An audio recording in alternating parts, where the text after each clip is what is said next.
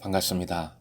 17일 목요일 사순절 14번째 날 새벽기도회 하나님께 올려드립니다. 함께 예수 생명의 떡 부르십니다.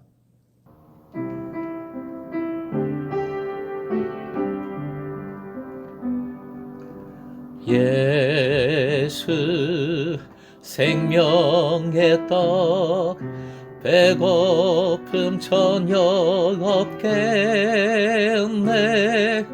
예수 생명의 산 목마름 전혀 없네. 예수 생명의 떡, 예수 생명의 떡 배고픔 전혀 없겠네. 예수 생명의 산 목마름 전혀 없네.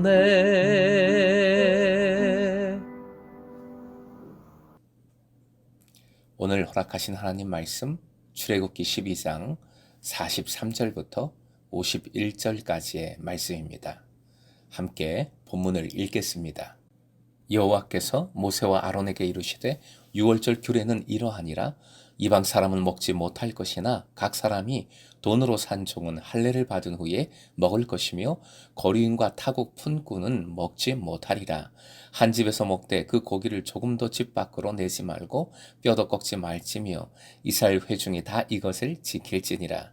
너희와 함께 거류하는 타국인이 여호와의 유월절을 지키고자 하거든 그 모든 남자는 할례를 받은 후에야 가까이 하여 지킬지니 곧 그는 본토인과 같이 될 것이나 할례 받지 못한 자는 먹지 못할 것이니라.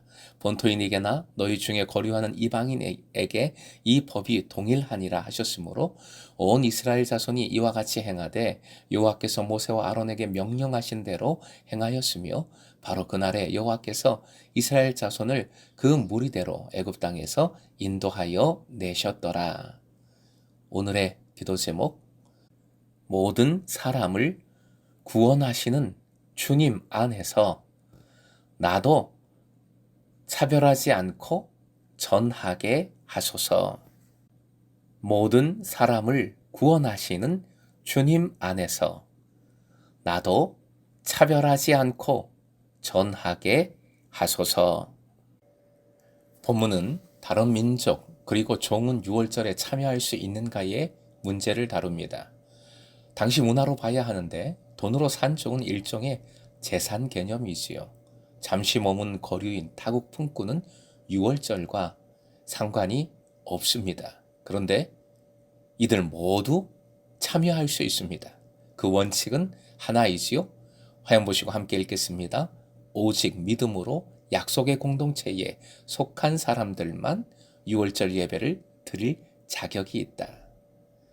그래서 본문의 유월절 식사 규정에서 한 집에서 먹고 그 고기를 집 밖으로 내지 말고 뼈도 꺾지 말라는 명령을 다시 기록한 이유도 믿음의 공동체의 식사여야 함을 강조하신 겁니다. 즉 믿음 없는 이에 손이 타지 않도록 철저한 관리를 요하신 것이지요. 이스라엘 백성의 가치, 질서 결국 누구로부터 옵니까? 한마디로 누가 이스라엘 백성을 구원하고 인도하고 다스리십니까? 하나님이시지요. 하나님이십니다. 27절 하반절부터 28절까지 쉬운 번역으로 옮겨서 화형 보시고 함께 읽겠습니다. 백성은 이 말을 듣고서 엎드려 주님께 경배를 드렸다. 이스라엘 자손은 돌아가서 주님께서 모세와 아론에게 명하신 대로 하였다. 오늘 본문 50절 끝에도 똑같은 표현이 나오지요. 이렇게 이스라엘 백성들은 주님을 인정하고 경배하고 순종하는 백성, 명령하신 대로 행하는 하나님의 백성들입니다. 그런데 돈 주고 산 종도, 타국인 품꾼도 잠시 거류하는 사람들도 하나님을 인정하고 경배하고 순종한다면 이스라엘 백성과 함께 할 수 있습니다. 지금 교회의 교인들은 믿음을 고백하며 뭘 받습니까? 세례이지요. 세례는 하나님과 교우들 앞에서 믿음을 고백하고 공동체의 정식 멤버가 되는 예식입니다. 구약의 세례가 바로 오늘 본문에 명하신 할례이지요. 남자 성기의 외피를 베어내는 것입니다. 이것은 죄악을 벗겨주시고 새 사람이 되게 하신 것을 상징합니다. 어린 양의 피, 그리고 장자의 죽음과 관련하여 내가 죽었어야 하는데 그 피로 내가 살았음을 몸의 표시로 나타내는, 인정하는 행위가 됩니다. 옛사람은 죽고 새로운 자가 되었음을, 이제 새로운 삶을 살아야 하는 존재임을 결단하는 것이 바로 할례입니다. 하나님께서는 할례라는 믿음의 형식을 마련하셨지만 이 자체가 은혜라는 사실이 가장 중요합니다. 즉 할례는 무슨 심사제 같은 것이 아니지요. 할례 받고 나서 심사받고 누구는 통과, 누구는 불합격, 이런 게 아니라는 것입니다. 할례 받기만 하면 종이든 어느 민족이든 모두 오케이입니다. 이스라엘 백성과 함께하고 유월절에 참여할 수 있습니다. 49절, 본토인에게나, 즉 이스라엘 백성에게나 너희 중에 거류하는 이방인에게 이 법은 동일하다 말씀하셨습니다. 동일하게 차별 없이 유월절에 참여한다는 것은 하나님께서 하나님의 백성으로 인정해 주시고 이스라엘 백성과 한 믿음의 공동체가 된 것을 인정해 주신다는 것이지요. 사순절 14번째 날에 우리가 만나는 하나님은 이런 하나님이십니다. 함께 읽겠습니다. 모든 사람이 동일하게 구원받기를 원하시는 하나님. 우리는 솔직히 차별이 많습니다. 나라와 나라 사이, 전쟁도 지금 불사하고 있지요.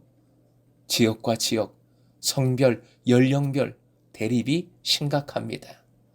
그런데 하나님은 누구나 차별 없이 부르십니다. 사랑해 주십니다. 살려주시고자 하십니다.